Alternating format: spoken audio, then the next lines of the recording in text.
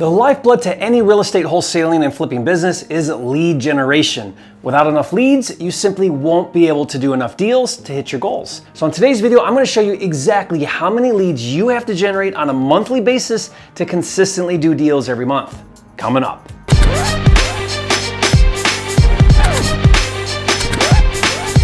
For a limited time, you can get a free copy of Jerry Norton's Quick Start Kit with everything you need to flip your first house in 30 days or less. Download it now at myquickstartkit.com.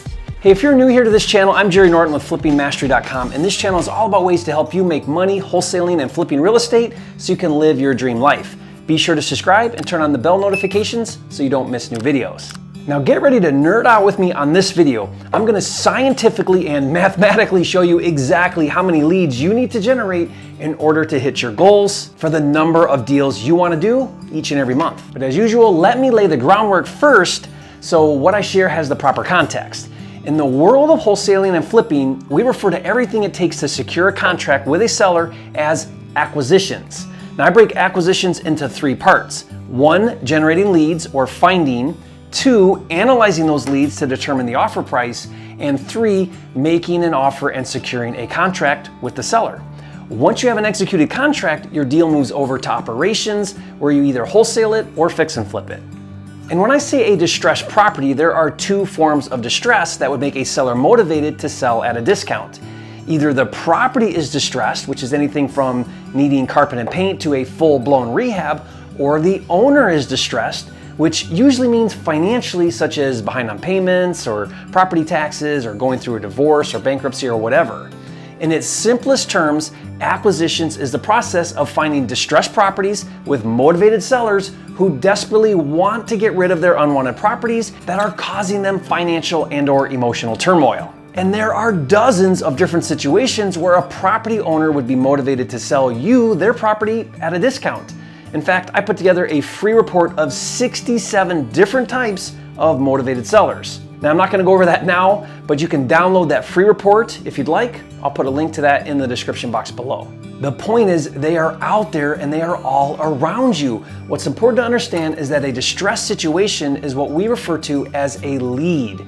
A lead is a potential deal. It's a situation where the owner might be motivated. But the only way to know is to contact the owner and offer to buy his or her property at a discount. For example, let's take a vacant property. Vacant homes are great leads because no one is living in the property, and that means it's costing the owner for maintenance and property taxes and insurance, etc. But just because it's vacant doesn't automatically mean that the owner is motivated to sell it at a discount. The only way to know that is to make him or her an offer to buy it. So then it's safe to say that if I want to get a good deal that I can wholesale or fix and flip for profit, I need to go out in my market, find a certain number of leads, get in front of those leads so that I can present offers to those leads until I find one that is motivated and accepts my offer. Now there's something that I want you to really grasp right now. You have no control over whether a seller is motivated and accepts your offer.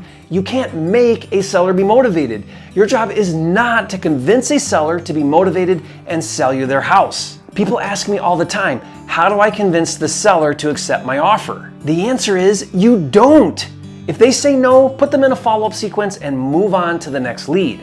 Listen, you don't have control over whether or not the seller says yes, but what you do have control over is how often and how many sellers you give the opportunity to say yes to your offers. Here's my point. The more offers you make, the more sellers you get in front of, and the more deals you'll get. Success with acquisitions really is just a numbers game. In fact, I did a video where I show how to make 100 offers a month in a fraction of the time. Now I'll put a link to that video in the description box and you can watch it later. So to illustrate my point, let's look at a diagram of what it takes to go from a lead to a deal. Now we call this a funnel. It's wide at the top and it's narrow at the bottom. At the top, we dump leads into the funnel, and then those leads move through the funnel, and some of them we make contact with and we talk to, and then some of them we meet on appointment and we look at their properties. and then some of them we actually make an offer, and then as the leads go down through the funnel, finally and hopefully at the end of the funnel, we get a deal and sign a contract. And this funnel is something that we want to measure. Going from a lead to an offer is what we call the lead to offer ratio. In other words, how many leads does it take to get to the point where I can make an offer? Then going from an offer to a deal is what we call the offer to deal ratio.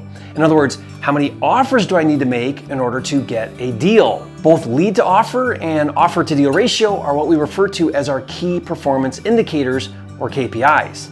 Now these ratios need measured carefully on an ongoing basis. Okay, now comes the exciting part where we're gonna nerd out a little bit. Let's put some numbers to our funnel. Let's use some really simple math to illustrate. Let's say that of every 50 leads, we get to one offer, or 2% of leads make it to an offer. We would call that a 50 to 1 lead to offer ratio. And then let's say that of every 20 offers, we get to one deal, or 5% of offers are accepted. We would call that a 20 to 1 offer to deal ratio. Now, if these are the conversion ratios, we can back into the numbers. So let's say that your goal is to do one wholesale deal per month. That means you would need to dump 1,000 leads into the funnel each month, and 1 in 20 or 2% would progress to an offer, and out of those 20 offers, you would get one deal. We would call that a 1,000 to 1 lead to deal ratio, or it takes 1,000 leads to get one deal. Now let's say you wanted to up your game and do 5 deals in a month. Well, if our lead to deal ratio is 1,000 to 1, then you would need 5,000 leads a month to do 5 deals a month. And if those ratios stayed consistent, it would take 10,000 leads to get to 10 deals a month, and so on. Now these are arbitrary numbers for illustration purposes. Obviously, there are many factors that would affect your ratios, such as your market, the type of leads, and most importantly, your conversion processes and your closing skills. And that is why it is so important to track which lead sources your deals are coming from. But this should be a real eye-opener for some of you. Many new wholesalers and flippers have no concept that it takes a lot of leads to get the deals. Most think that they're going to go out and make a few offers and get a deal. And maybe that happens here and there, but if you want to scale and grow and be consistent, you have to start looking at lead gen on a bigger level and engineer a funnel. Now let me give you a word of caution. More deals is not just a multiplier of the number of leads generated, which is what this video was focused on. In some cases, more leads doesn't lead to more deals, but rather better conversions lead to more deals. In other words, get better at analyzing deals and negotiating and better processes and better follow-up sequences. For example, what if you could improve your conversions and go from 1,000 to 1 lead to deal ratio to a 500 to 1 lead to deal ratio? That means it would take half as many leads to get to the same number of deals, or if you kept the same lead flow, you would do twice as many deals. Hey, no matter how you look at it, it's critical to your success that you have a good deal management system.